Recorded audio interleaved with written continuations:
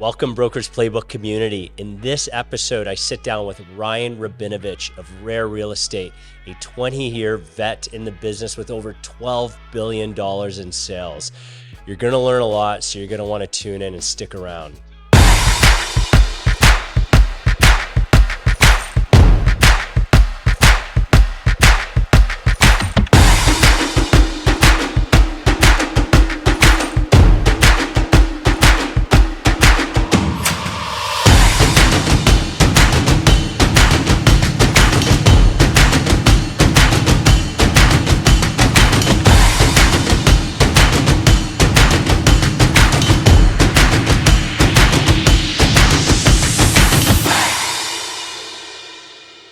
What's up, buddy?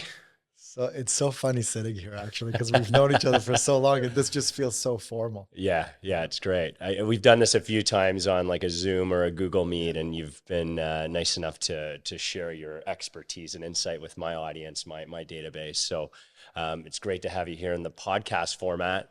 Always a pleasure. Yeah. So, it's we were talking a bit before the show, and with you, it's been really exciting to watch your career because you've been on different sides of the fence in terms of representing developers, but then now being on the brokerage side, working with realtors and buyers. I'd love to just, your journey is very exciting. I know you've been in real estate for some time. I'd love for you to walk us through kind of why you got into real estate, where it all started, and where you are today, because where you are today is very impressive, including a TV show and a whole bunch of brokerages and breaking into new markets. Yeah. So walk us through that, man. Look, I mean, first of all, honestly, I do feel like lucky to have known throughout my career people like you. We've worked so well together for so long, and there's definitely merit in that. But as far as my story, I don't have a romantic notion around real estate. Like, I'm not one of those guys that will sit here and tell you, I loved real estate. Like, my dream was to sell homes. Like, no, that wasn't it at all. When I was like in my late teens into my early 20s, I had a girlfriend at that time that got licensed really young. I've been in the business now. This is my 20th year. Wow. And so 2004. From 2004. I started July 2004. So I started in May 2004. I have a couple of months on me. A couple of months on you. So she was super smart, super hardworking, young. Obviously, we were young, and while in school, she was doing really, really well for herself. And I always had this entrepreneurial spirit in me. I liked making money, and I liked doing it on my own terms. So I started a bunch of businesses when I was 16. I had a window cleaning business, and all that stuff. And I was like feeling good about the money I made. And then she was like in six figures and we were in school, and that kind of like tipped me into real estate. I was at that point, I was actually a direct banking manager at the Bank of Montreal. My background's in finance. And I just hated it. I hated being at the bank. I disliked the formality, the structure. Like, you had to let someone know if you had to go to the washroom and take a washroom break. Like, you had a 15-minute break and it was just not for me. And I ended up resigning, getting my real estate license. And, my mom at that point got her real estate license also. And she was like just feeling her way through it. And yeah, just started in the business by fluke. I cannot overstate that. By pure fluke, I ended up putting a few deals together in my first 7 months of being an agent. Wow. A resale agent. Yeah. So from when I got licensed in May to the end of that year, and I just remember my broker, who's an OG in real estate, came to me at the end of the year and he's like, "Hey, you won an award, like a top producer award. I think I made like $100,000 or whatever." Yeah. And he said, I know you think you're I know you think you're hot stuff. You don't know anything about this business. And we have this agent in our office that's looking to build a team. He's really like an incredible, huge producer. You should speak to him and see if he'll let you form the team with him. Right. That person's name was Jason Atkins. Okay. So in 2005, we hooked up. I had to convince him to let me on his team when I didn't even want to be on the team to begin with. But I was just like, when I met him for the first time, he's like, "Nah, you're too young. You don't know anything." And I was like, no, I got to prove myself to that guy. I ended up convincing him to let me on the team. We formed a team with a few other agents for the next 3 years. Team model wasn't that big back then. It wasn't either. big, but we ended up being, like, when we formed the team, we ended up being the biggest team in Home Life Canada. Wow. We were doing 230, 235 ends a year, 4 of us, you know? And I remember, like, he would make me cold call every night, and literally every night, and drop off packages before listing appointments. I would have to drive to people's houses and drop off packages at their door when we were coming the next day to pitch on a list. He would make me do all the right things that you should learn how to do. Working hard. You know? He really formed this level of discipline in me. And I always say, like, I learned 10 years worth of real estate in 3 years under Jason, really. Like, I'm forever grateful for his guidance and his leadership. And then I started noticing, like, this pre-con thing downtown, and I was trying to pitch him on it. I said, Jay, like, let's go and do these things downtown, these pre-con condos downtown, because this is 2007, because these, these builders are paying 4 or 5%. And, right now we're sitting open houses and we're doing this whole thing for one client. Like, we could walk into a site and do 10 deals in a day. And he's like, nah, right. Like, it's not for us. Like, we have such a great business here. Like, why would we do that? And I was going on a summer vacation that year. And I told him, look, I really want to do it. I think there's a huge opportunity here.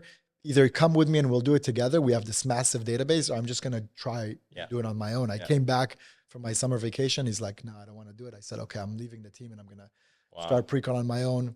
First site, I go on, I meet with the sales agent on site, and I meet with the sales manager at that time. His name was Ben Rossonic, another great kind of guy. I don't know if you remember. He's not in business anymore. With Milbourne probably at the time. Yeah, that's right. Which project was it?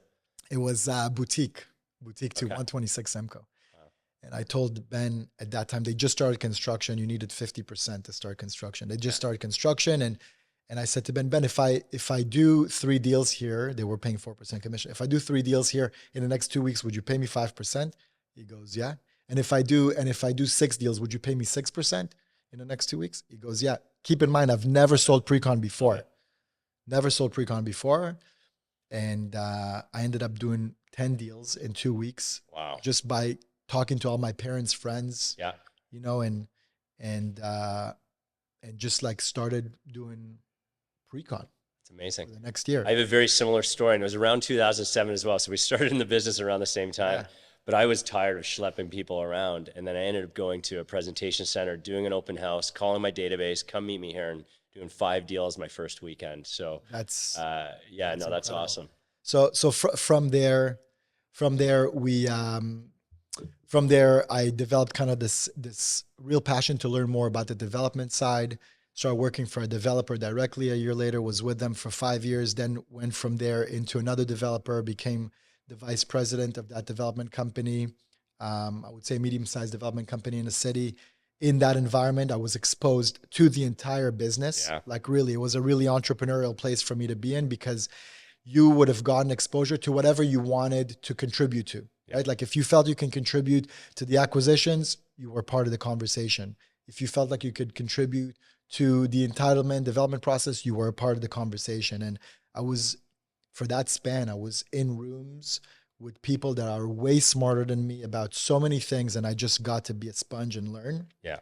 And then I went to the brokerage side, and 3.5 years ago formed Rare, and now we're working with developers really closely on an advisory basis as it relates to sales and marketing. And now I have the passion that I have for this. The passion that I have for this business now as kind of constantly grown as I evolved in this business, versus saying that I had that passion day one. Definitely not. I kind of grew into it. Right.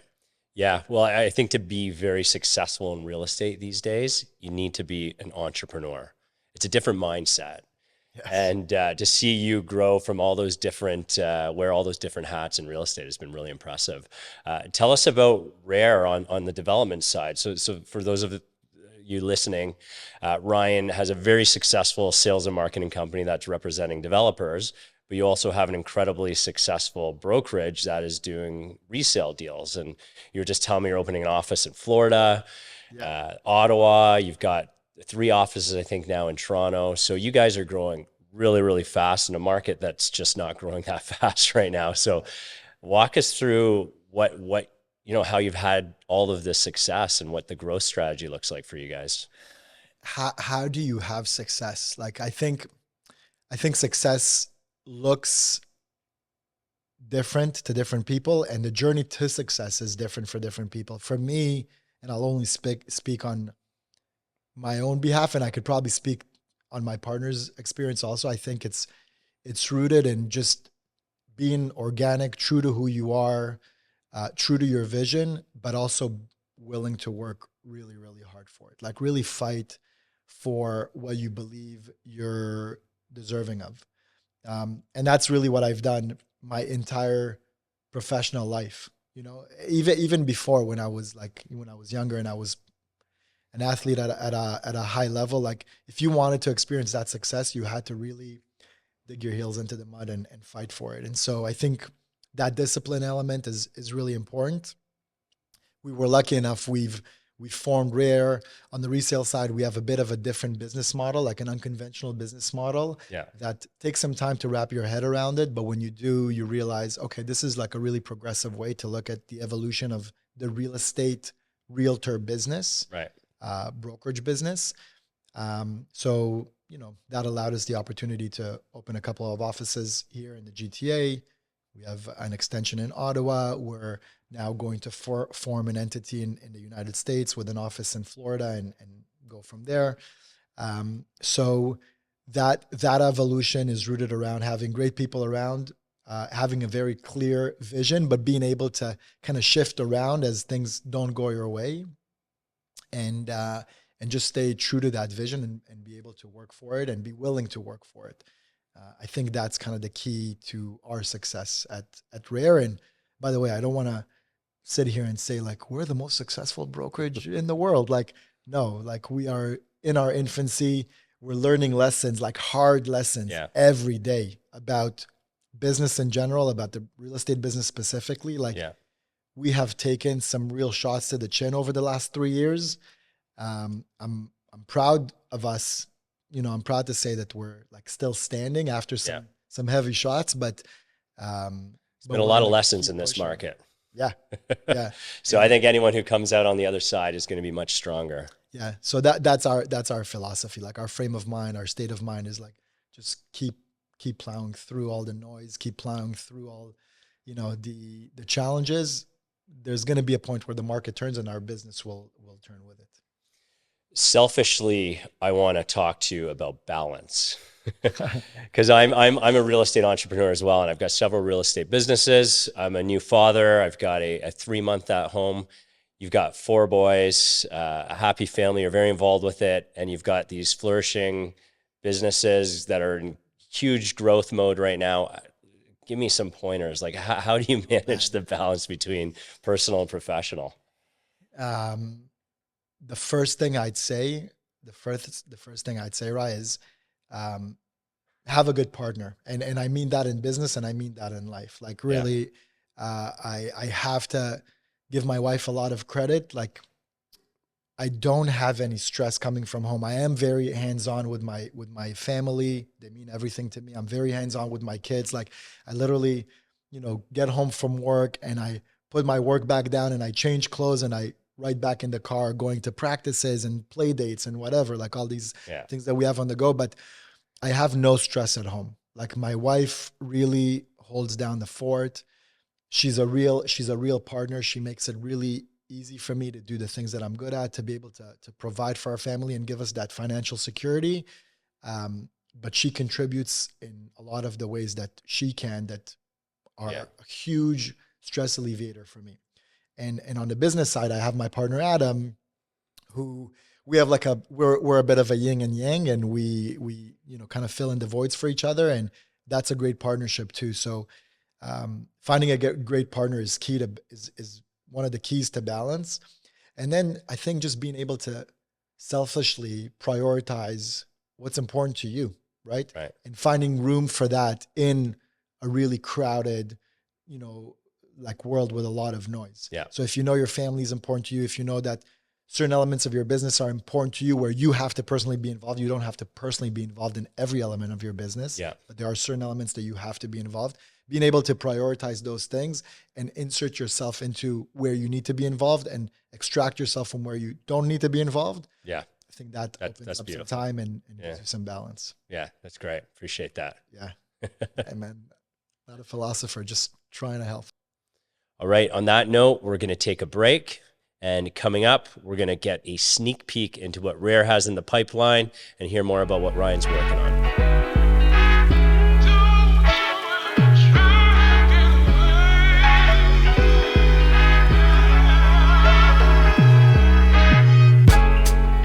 Welcome back, everyone. We're here with Ryan Rabinovich, and we're really excited to hear what you're working on right now.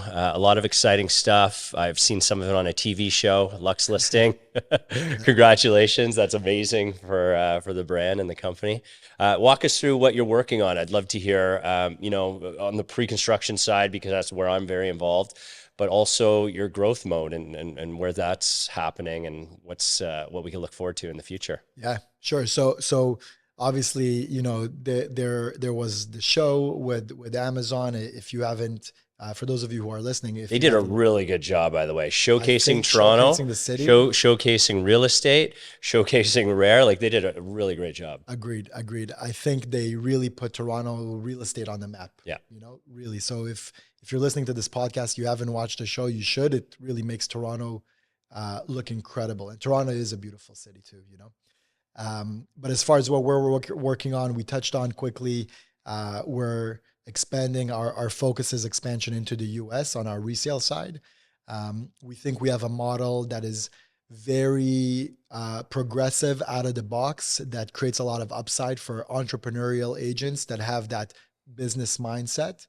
Right. And we think that there's a huge opportunity both locally, but in the States, just because population and it's easier to expand from state to state. Yep.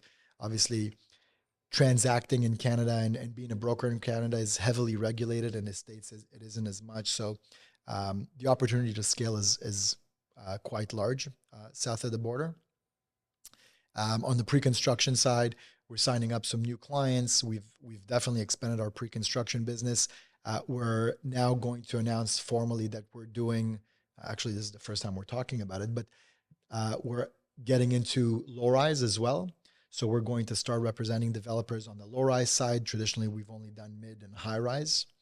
Master plan communities is a big focus for us.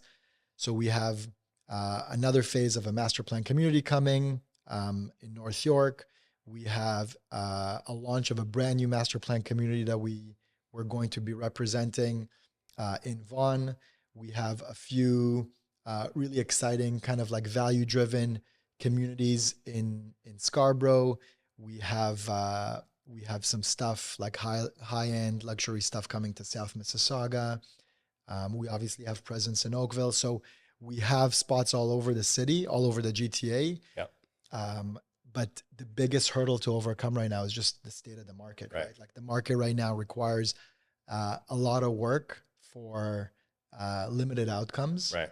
And so we're trying to kind of navigate and try to time it perfectly. We don't want all of our clients to just sit on the sidelines and do nothing. So we're trying to see where the opportunities lie for which products, so we can make recommendations for our clients to say like, okay, you have a 130 unit mid-rise in North York, great location on transit. Yeah. We don't have to wait till the market comes back. That location and value speak for themselves. We could go to the market in September. Okay, this developer, we have 120 townhomes that are priced really competitively. When you compare them to resale, we don't have to wait till the market comes back. We could take that to market. So we're staying really, with our ear to the grindstone, trying to be able to see the evolution of the market before it's out there in the media and all the developers jump back into the market. We're trying to find those pockets beforehand. Let's talk about that a little bit. So, I'm always curious on your side of the fence, on the developer side, what's working, because I'm working on the investor buyer side, and I'm trying a lot of things. In a way. We are too. You are too, of course. But you're seeing all the sales that are happening on site. Like what is working right now for agents to be successful in a market like this? Great question. And just to kind of finish out, because I'm seeing it on my team level, whereas we were doing a lot of things virtually before, educating through emails and content. Now it's picking up the phone and it's trying to get people to meet us at a presentation center. So that's what I'm seeing on our end, but I'm curious what's working for you guys 100%. well. 100%. I definitely think the days of selling real estate virtually are behind us, and I think that that's actually a good thing. Not if you're trying to sell tons of units at scale, but Yeah. as far as the buyer experience, Right. and having buyers really understand what they're getting themselves into, I think that interpersonal kind of belly to belly experience is very important for them. In a way, I mentioned earlier when I started in resale on that team, Jason would make me cold call every night, would make me like hold open houses every weekend.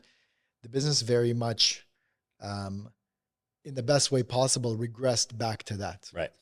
And the agents that are staying active on our sites are agents that are kind of reversing themselves back into those habits, Right. where they're looking through their phone, they're looking through their CRM, and they're saying, okay, I'm going to actually call people, right? And I'm going to explore. The market right now has a lot of amazing opportunities. I know it doesn't feel like the right market to buy real estate in. It actually probably is the right market to buy real estate in. It just doesn't feel like Right. it, which is an important distinction. The agents that are successful now are actually educating themselves about the various opportunities that exist in the market. They're identifying an opportunity that could work for their client base. Right. And then they're calling that client base and say, hey, I've scoured the entire market for the best deal possible based on your budget, your needs, whatever you qualify a client based on. And I've filtered it down to this one or two developments. And I don't want to sell it to you over the phone. I don't want to tell you it's this much per square foot or that much per square foot. I don't want to tell you about this promotion or that promotion. I'm asking you to trust me enough to come on Saturday and meet me at the site at 2 p.m. Right. Come do that. I promise you it will not be a waste of time. If for nothing else, we'll catch up. You'll learn a little bit about the market. You learn a bit about what we see on the front line. Yeah. If the opportunity is not for you, go home. Yeah. No problem. Yeah. But trust me enough to know that I've done all the heavy lifting and the hard work for you. Yeah. I've qualified this opportunity specifically for you. Yeah. That's Come great. meet me on site. That could be a script in itself. And, Yeah, and that's maybe. what I'm telling my team as well. I'm like, look, you got to pick up the phone. You got to maintain relationships, build relationships in this market. You don't necessarily have to sell, but you want to meet them face to face and let them know that you're thinking of them and there are opportunities you think will work for them. Yeah. Because if they're not going to buy in this market, but you're maintaining that relationship and dialogue, they're going to buy when the market's changed. They're gonna buy. Right now, you have. I understand you have a limited potential to sell a lot of real estate. I get that. You get that, right? Like, we know the state of the market. It's slow, right? But if you sell a unit, great. You've made a living, you earn an income, and more importantly, you got your buyer to buy into something that you really believe in. That's the whole thesis of this thing. Like, just sell what you believe in right now. Right. But the worst case scenario, the absolute worst case scenario is your client says, I'm not interested. Right? Like, what could be worse than that? Seriously, like, what could they do? Right. They'll say, I'm not interested. Okay, cool. Why aren't you interested? I don't think it's the right time to buy. The interest rates are high. Inflation is high. Unemployment, like whatever excuse they can make. I'm already in a deal. Like, it's closing next year. Whatever they can make. Now you're in a conversation. Right. Oh, you think interest rates are high? Actually, we're expecting them to come down by 1% by the end of this year, right? When interest rates come down, do you think the value of real estate will rise or fall? Yeah, when interest rates go down, rates are or values are probably going to go up. So you're waiting for interest rates to come down, right, and values to go up to think that that's the right time to buy real estate? Right. Oh, but I heard the market is slow. You're right. Developers can't sell anything right now. It's very hard out there. That's why I've gone ahead and scoured the whole market to find you this opportunity. Normally, they're at this much per square foot. Now they're here per square foot only because the market is that slow. Like, maybe right now is the time to consider meeting me at the sales office. Don't try to hard sell them. Like, maybe you won't be able to. But now you're having a conversation. Maybe they tell you, hey, Ryan, I bought something 3 years ago. It's closing next year. Amazing. Where did you buy? I bought it 123, X Street. It's closing next year. When? In June? In June. Okay, perfect. You put it into your CRM, put it into your phone. In June, Ryan is closing on a condo. Call them in April. They're going to need to do something with that condo, assign it, sell it, rent it, whatever. But now you're in a conversation about real estate. You're in the game. Trust me, you're not selling real estate sitting on the couch at home watching Netflix. You are not selling real estate that way. Right. So be willing to engage, have the discipline to do it, and have the resilience to hear the no's. Yeah. Because a lot of time, and I can tell you, a lot of the agents that we do business with right now, they will show up to the site telling us, I have an appointment at 1:30 with a buyer doesn't show up. Yeah. You know? And for newer agents, that takes a lot of the air out of your lungs. You're like, oh my gosh, like they told me they're going to come. It's they're happened not to me here. hundreds of times. So I was going to say, the good agents, they just take it at stride. Okay. Another one that just stiffed me. For every 10, 20, 30 that stiff you, there's 1, 2, 3 that are going to show up, that are willing to engage in a real conversation and are real buyers, and you may be able to convert 1 or 2 of them. I really like what you said. Don't necessarily hard sell them. This is the market where you're not hard selling. There's a balance of educating and selling. And what I used to do is I used to do exactly that. I would call people and say, I'm going to be at the sales center this weekend. Come see me between 12 and 5. Okay, great. You could come at 1:30. See you then.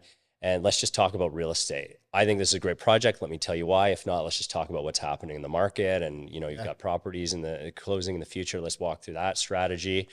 Some people would show, some people wouldn't, but I knew now that I had just time blocked 12 to 5 to go sit at a presentation center to meet with clients. If not, do cold calling or warm calling, whatever you want to call it. So it was time blocked for me to actually go on prospect. So regardless of people showing up or not, I was getting a lot done. Yeah. So you find a way that's actually an indirect way to keep yourself committed to speaking to people, right?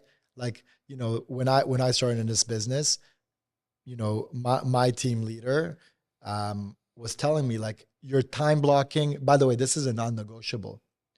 Your time blocking Monday to Thursday, 5 to 8 p.m. for cold calls, and a 3-4 hour time block on a weekend, usually on a Saturday. Yeah. Like, you're not doing anything else. If you're not willing to do that, we're not gonna be partners in this team. Right. So that was a very direct way to keep me accountable. You're doing it indirectly, where you're saying, I'm going to be on site and I'm going to find a way to be productive. If you come and meet me on site, we have a client visit.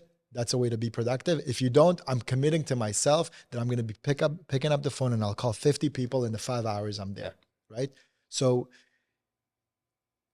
that is what is required in this market. If you want to stand out and you want to do deals, if you want to wait until this market blows over, and it will at some point, the market will tip.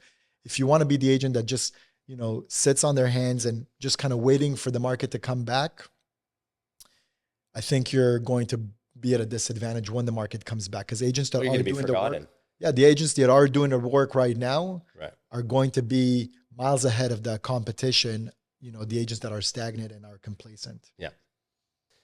All right, we're going to take a quick break, and when we're back, we're going to talk about some insights and technologies that Ryan is seeing in the industry today to help agents be successful.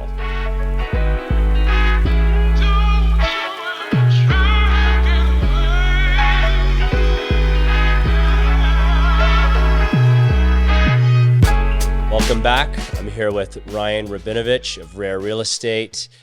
Thank you so much for all of the information already. I took a few notes on break there. It's a lot of fun. I'm going to have some conversations with my team and make sure they're showing up at the sales centers on weekends. Love to hear about innovation, technology that you're seeing today that's working either for your team, some agents, or you on the developer side. You know, you guys are Rare is I think a brand that is synonymous with technology and doing things differently. So I'd love to hear what's working right now for you guys and share with the audience. For sure. Before I speak about what's working for us specifically, I want to give you the agent's perspective. Okay. Because you know, Ryan, we hold a lot of educational seminars constantly for agents about how to build their business, how to start selling more pre-construction. And the one thing that I'm always just astounded by is the amount of agents that don't have the most basic piece of technology that you need if you're in this business, which is a CRM. Yeah. I'm actually shocked. I'm in rooms, 30, 40 agents, 100 agents, 200 agents, 1,000 agents. How many of you guys have CRM? You could count the hands that go up. Really? I am shocked by... So what, less than half the people would have a CRM? Way less. Really? Way less. And some people will say, I have a CRM, but I don't really use it. You know, the one thing with technology is like it's easy to subscribe to into a CRM. Yeah. It's trickier to integrate it into your Yeah. business.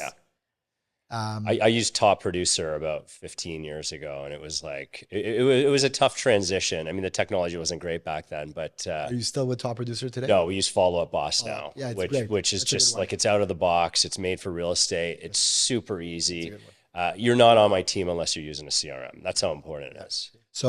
So I am shocked just by it's like how do you reach out to client at scale if you find an opportunity? Right. Like seriously, how do you do it? We talked about calling, and for sure you could call them, but you need a second level of communication. Like you need to reinforce it through text or Right. email or Yeah. whatever, you know, your newsletter, whatever you do.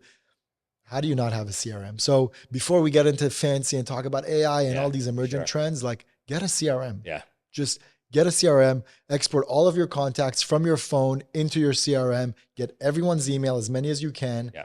and really start building the infrastructure for your business, Yeah. right? Give yourself the opportunity to succeed by creating a platform on which you can actually build your business on. I think a CRM is the foundation. It's like Foundation. you need to build your business off of that. If you want to be able to communicate with clients about opportunities at scale, Yeah. right? The opposite side of it is someone like my mom. I told you my mom is a Yeah. licensed agent. She got licensed, I think, in 99 or maybe 2000, something like that. And her business is purely referral. She's an old school agent, purely referral. Her phone rings, or she has an elephant's memory. Like if she sees a great deal at 123, 123 Street, she remembers, oh my God, I spoke to Ryan. He told me he's looking for a great deal at that area. Right. She'll call and she say, right, like there's an opportunity.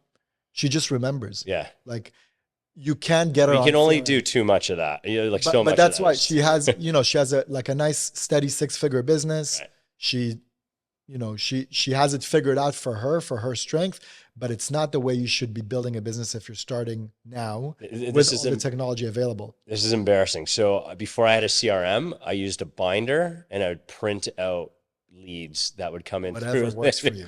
But I hit a critical mass. Like, I mean, I could only do so much. So it's Whatever like I was works doing for my you. 50 or 60 deals a year. I'm like, I think I need a CRM now. And that allowed me to talk to thousands of people at the same time versus one individual person. So it's a bit of a gamble to wait until your business scales to a 50, 60 deal a year business to get your CRM. Like you would probably get there a lot quicker if you had the CRM 100%. much earlier. Yeah. So for my mom, her business works like, but she also has a massive disconnect with tech. Like, she needs my help sometimes she'll kill me if she hears me say that, but she needs my help sometimes to like log her into her email. Yeah.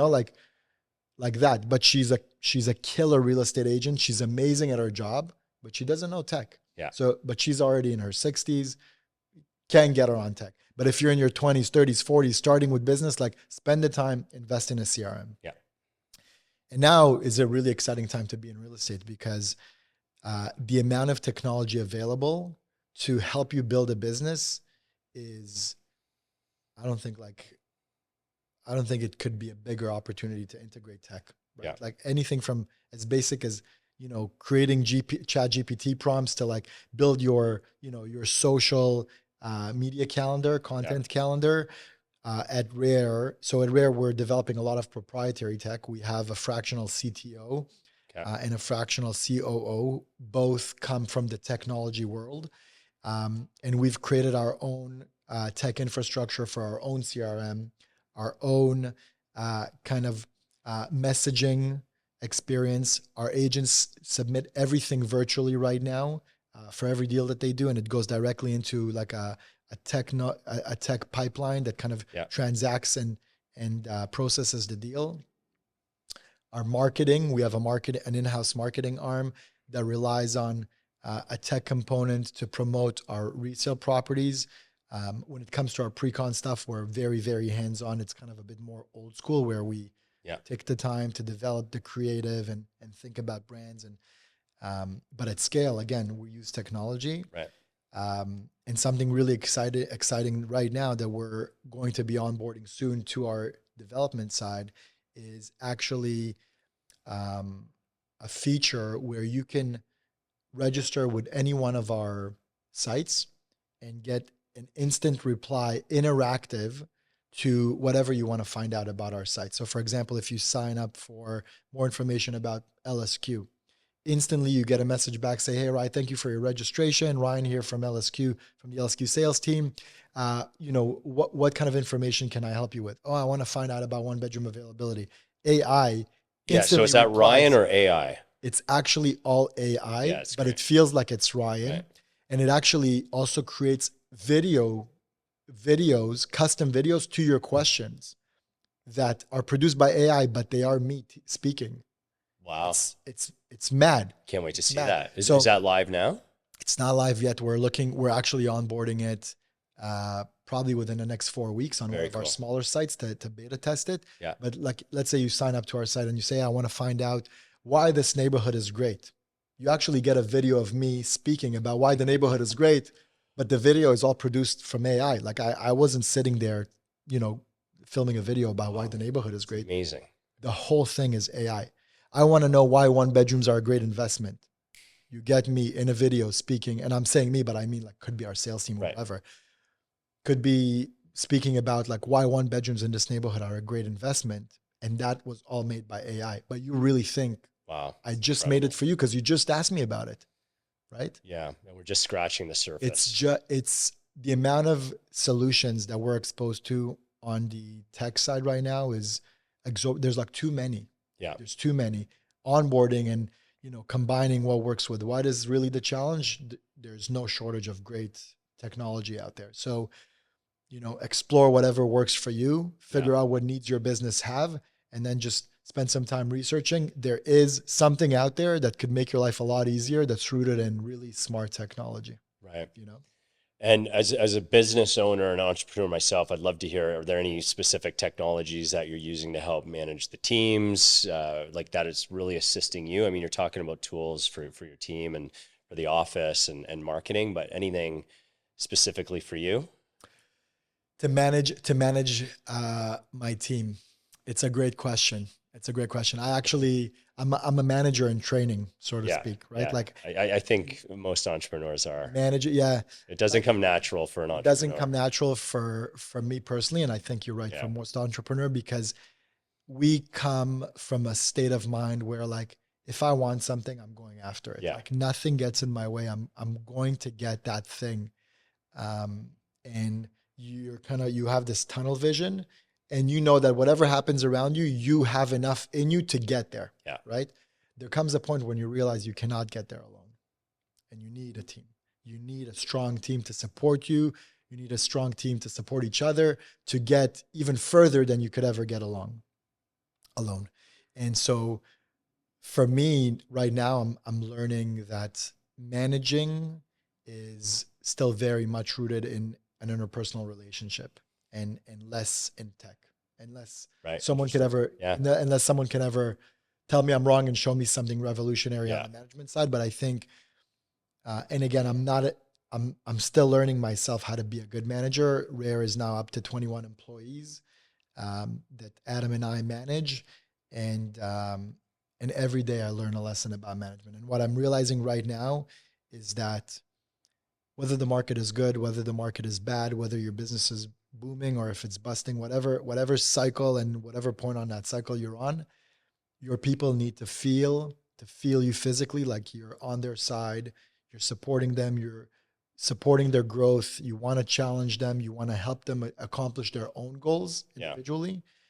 And if you're able to do that for them, they'll do whatever they can for you. Yeah. But I haven't found a technology that kind of does that. I think for that's it. always going to take human touch, Yeah. a human element for sure. Which is still my sentiment about the business that we're in, right? Like a lot of people are saying, oh, realtors are going to be replaced by technology in 5 years, 10 years, 20. Like, I think technology is going to fill a lot of voids in the process.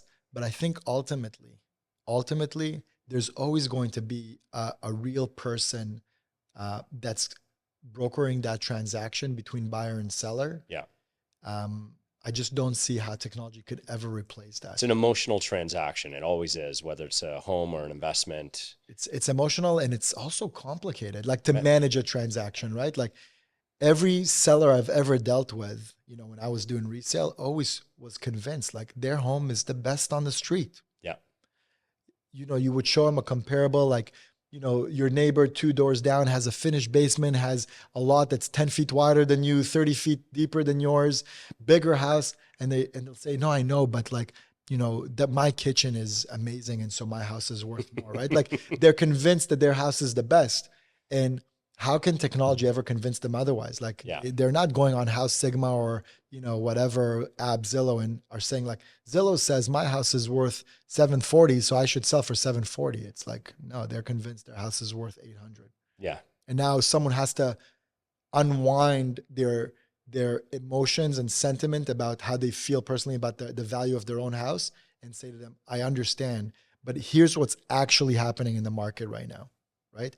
And I think the strong realtors are able to do that. The weak realtors right now are struggling with that. Yeah. And that's why I think technology will never be able to replace the role of a realtor in a transaction, because people are still people. They need to have a real conversation about the different challenges that come along the way of selling or buying a home. Yeah. And I think what technology will do is equip realtors to be better realtors. Right. And that's why it's so important to be using technology in your business, but it's never going to replace that face-to-face. Exactly. As a realtor, your toolbox now is bigger than ever, but you're still very much needed. Yeah. Wow. That was awesome, man. Always great catching up with you. Thank you. I know you're busy. You guys are in growth mode and a lot on the go. So appreciate you stopping by the studio. Sure. Looking forward to seeing you again in the sales center soon. Yeah. Saturday, 12 to 5. Yeah. Saturday, 12 to 5. I'll be back in the grind. Amazing. Okay. Thanks for having me, Ryan. Thanks, Ryan.